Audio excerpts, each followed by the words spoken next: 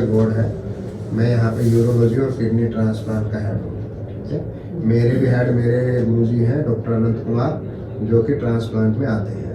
ठीक, तो हमारी बहुत बड़ी टीम है। अब तक 4000 से ऊपर ट्रांसप्लांट हम कर चुके हैं।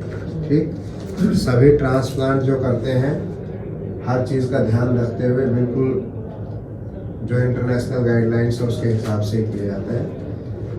सक्सेस रेट मोर देन 95-96% है हमारा। ठीक, 100 में से 3-4 गुर्दे काम नहीं कर पाते। ठीक, अब उसमें क्या है कि देखो 2 ऑपरेशन होते हैं। पहला आपका ऑपरेशन होगा जिसमें आपका गुर्दा निकाला जाएगा, तो आपका लेफ्ट साइड का गुर्दा निकालेंगे। तो हम जो गुर्दा निकालते हैं वो दूरबीन से निकालते हैं, तो उसको बोलते हैं लैप्रोस्कोपिक, है ना। तो आपका लेफ्ट लैप्रोस्कोपिक डोनर नेफ्रेक्टमी होगा। ठीक, मतलब लेफ्ट साइड का दूरबीन द्वारा ही गुर्दा निकालना। इसमें आपके पेट में 3 छोटे छोटे ऐसे पेन चला जाए, ऐसे 1-1 सेंटीमीटर के छेद बनाए जाते हैं, उसी से दूरबीन और औजार डाल के ऑपरेशन किया जाता है। गुर्दा निकालने के लिए नीचे जो नीचे है जहाँ आपने पेटीकोट पहना है उसके भी नीचे यहाँ पे एक बिकनी लाइन के नीचे एक इंसिजन लगाया जाता है, चीरा लगाया जाता है, उसी से बस निकाल लेते हैं। छोटा सा चीरा लगता है 5 सेंटीमीटर। ठीक, उसके बाद एक ड्रेन रखी जाएगी और एक यहाँ पे पेशाब के रास्ते में एक कैथेटर रखा है। ठीक है, ये 2 दिन में निकाल दी जाती है। ये समझ लो सेकंड डे दोनों निकाल दिए जाते हैं। टोटल एडमिशन आपका रहेगा 5 दिन का, 1 दिन ऑपरेशन से पहले, 3 दिन ऑपरेशन के बाद। ठीक, 1 दिन आप आईसीयू में रहेंगे जिस दिन ऑपरेशन करेंगे उस दिन, बाकी दिन आप नॉर्मल वार्ड में रहेंगे। ये सब पैकेज में इंक्लूड है। ठीक, आपके रिस्क क्या है? देखो कोई भी सर्जरी हो उसमें रिस्क होता है, लेकिन डोनर सर्जरी सेफ है।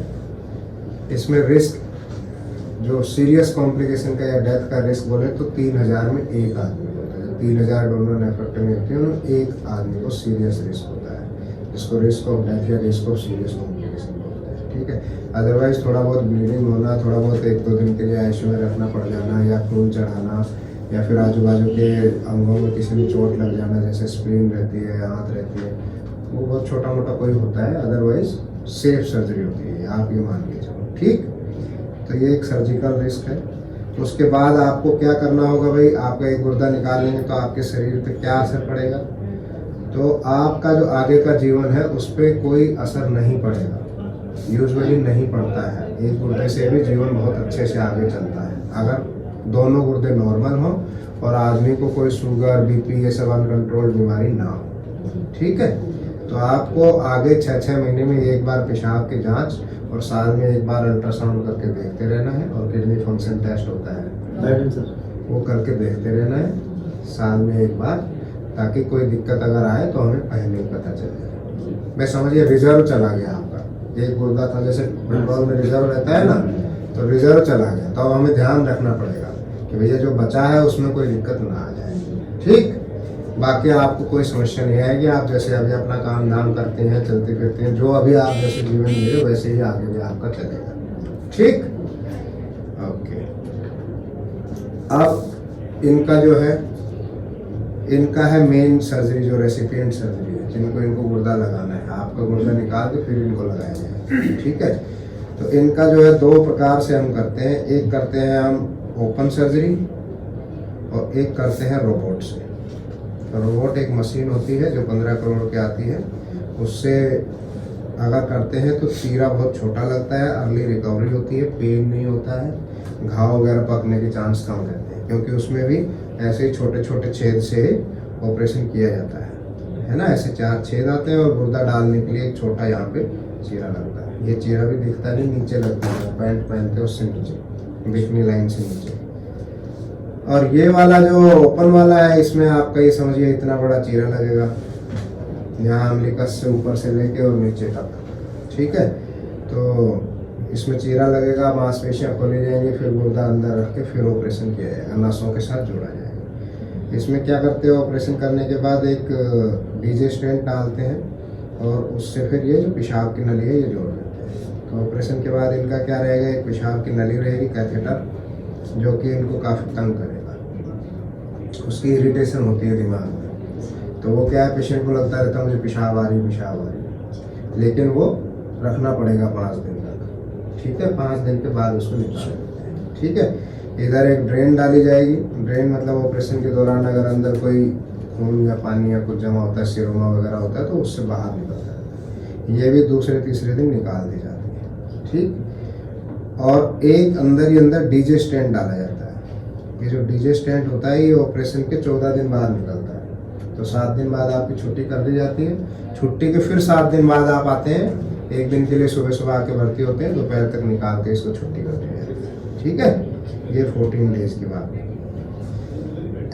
जो आपका टोटल एडमिशन है वो इसमें 8 दिन का रहता है। 8 दिन आईसीयू में ही रहते हैं, आईसीयू से डिस्चार्ज रहेंगे आप। ठीक है, अगर रोबोट से कराते हैं तो उसमें चीरे नहीं लगते हैं। बाकी सारा जो ऑपरेशन है वो रोबोट के द्वारा किया जाता है। छोटे छोटे छेद से रोबोट के आर्म डाल दी जाती है, रोबोट के इंस्ट्रूमेंट डाल दिए जाते हैं, और सेम वही कैथेटर पड़ता है जो कि 5 दिन बाद निकलता है। ड्रेन भी वही पड़ती है जो कि दूसरे दिन निकलती है। ठीक, और डीजे स्टेंट वही 14 दिन बाद हम निकालते हैं। अब इनके रिस्क जो है, इनके रिस्क ऐसे होते हैं कि भाई सबसे पहले तो वही सर्जिकल रिस्क है। जो सर्जिकल रिस्क कोई भी ऑपरेशन करेंगे उसमें रिस्क रहता है। ठीक, तो इनका सर्जिकल रिस्क इनके रिस्क से थोड़ा अधिक रहता है। डोनर सर्जरी सेफ रहती है। इनके में कभी कभार ब्लीडिंग हो गई, कोई यूरिन लीक हो गया, कोई कुछ हो गया, तो दोबारा भी खोलना पड़ जाता है। ठीक है, तो इनका जो समझ लो सर्जिकल रिस्क जो इनको समझाया वही रहेगा। दूसरा और सबसे इम्पोर्टेंट जो रिस्क है, जो कि जो बिल्कुल रियल रिस्क है, वो है रिजेक्शन का रिस्क। हालांकि माताजी दे रही है अपने बेटे को, तो रिजेक्शन का रिस्क कम रहता है, लेकिन फिर भी रिस्क रहता है। समझ रहे हैं? केवल जो जुड़वा भाई होते एक जैसे दिखने वाले सियामीज ट्विंस, उनमें केवल रिजेक्शन का रिस्क नहीं रहता। बाकी सब में किसी का भी गुर्दा लगाएंगे तो रिजेक्शन का रिस्क। अब ये रिस्क रहता है अप्रोक्सीमेटली लगभग 10%। 100 में से 10% लोगों को रिजेक्शन होता है। लेकिन इसका फिर ट्रीटमेंट दिया जाता है। अगर इसका ट्रीटमेंट देते हैं रिजेक्शन का, तो ये जो 10 लोगों का रिजेक्ट होता है, इसमें से 7-8 का फिर चल लग पड़ता है। लेकिन 2 से 3% तो ये समझ लो 2 to 4% जो है वो टोटल किडनी लॉस हो जाता है। कभी कभी गुर्दा वापस भी निकालना पड़ता है। ठीक, तो ये बिल्कुल बात ध्यान में रखनी है। इस बात से डरने नहीं है, ये बात डराने के लिए नहीं है, लेकिन ये फैक्ट है। जो फैक्ट है वो समझना होना चाहिए। तीसरा जो इसके बाद जो रिस्क है, वो रिस्क होता है इन्फेक्शन का। क्योंकि जो इनको जो गुर्दा रिजेक्ट ना हो जाए, उसको बचाने के लिए हैवी इम्यूनोसप्रेशन ड्रग्स दी जाएंगी, जिससे कि इनकी जो रोगों से लड़ने की क्षमता है वो बिल्कुल कम हो जाएगी। क्योंकि वही क्षमता गुर्दे को भी मारती है। वही जो फौज है, जो अपनी आर्मी है, वही गुर्दे को भी नुकसान करती है। तो गुर्दे को नुकसान ना पहुंचे, इसलिए उसको सप्रेस किया जाता है। तो ये जो दवाइयाँ हैं, ये शुरू में बहुत ज़्यादा चलती हैं, 3 महीने तक ज़्यादा चलेंगी, फिर उसके बाद धीरे धीरे कम हो जाएंगे। तो पहले 3 से 6 महीने तो बहुत ही ज़्यादा आपको ध्यान रखना है। इन्फेक्शन कहाँ से जा सकता है भाई? चमड़ी से जा सकता है। तो जो भी चीज़ को छुओ वो तुरंत अपना हाथ धो, स्टेरिलियम इससे धो, साबुन से धो, ठीक, साफ रखो। या सांस से जा सकता है, तो कहीं भीड़ भड़क्के में या किसी ऐसे आदमी के पास जिसको कोई खांसी जुकाम नजला हो रहा है, कोई इन्फेक्शन हो रहा है, या किसी को निमोनिया हो रहा है, उसके आसपास नहीं जाओ, भीड़ भाड़ में नहीं जाओ, अपने घर में साफ कमरे में रहो अलग से। पेशाब से अंदर जा सकता है इन्फेक्शन, या मुंह से खाने पीने से जा सकता है। तो कोई भी चीज़ जो खाते हो वो पहले 3 से 6 महीने कोई कच्ची चीज़ नहीं खाओ। जो या तो डब्बा बंद पैक सील है जिसके ऊपर डेट लिखी है वो वाली चीज़ खाओ, या तो आप घर में उबाल के, जो आपने दूध पीना है उबाल के पियो, उबाल के उसका दही बनाओ और ताज़ा विदिन 6 to 8 आवर्स कंज्यूम कर लो। समझ रहे हैं? या जो तुरंत बना हुआ खाना है वो खाओ। ये नहीं हो कि भाई कल का बना हुआ खा रहे हैं या कुछ है, वो नहीं करना। तो उस सबसे बाहर का खाना नहीं। तो पहले ये इन्फेक्शन कंट्रोल आपको रखना पड़ेगा। और चौथी जो इम्पोर्टेंट चीज़ है वो है लॉन्ग टर्म फॉलो अप, माने दवाई जो चलेगी वो आपकी लाइफ लॉन्ग चलेगी। शुरू में ज़्यादा चलेंगी, बाद में धीरे धीरे कम हो जाएंगी, लास्ट में 2 दवाई रह जाती हैं। तो ये जो है आपको हर बार आके दिखाते रहना पड़ेगा, दवाई एडजस्ट करते रहना। ये नहीं करना है कि भाई 2 दिन दवाई नहीं खाई, अगर नहीं खाओगे गुर्दा चला जाएगा। खाना खाना चाहे भूल जाओ, दवाई खाना नहीं भूलना। टाइम पे रोज सुबह जो 8 बजे का टाइम निश्चित किया है उस टाइम पे खाना खाना है। अब उस टाइम पे दवाई खानी जरूरी, चाहे अगर आप कोई बहुत ही इंपॉर्टेंट चीज़ में थे भूल गए तो जब याद आए तब तुरंत खा लो और अगले दिन से फिर उसी टाइम से शुरू कर दो। ठीक, डॉक्टर दिखाने के लिए यहीं आना पड़ेगा?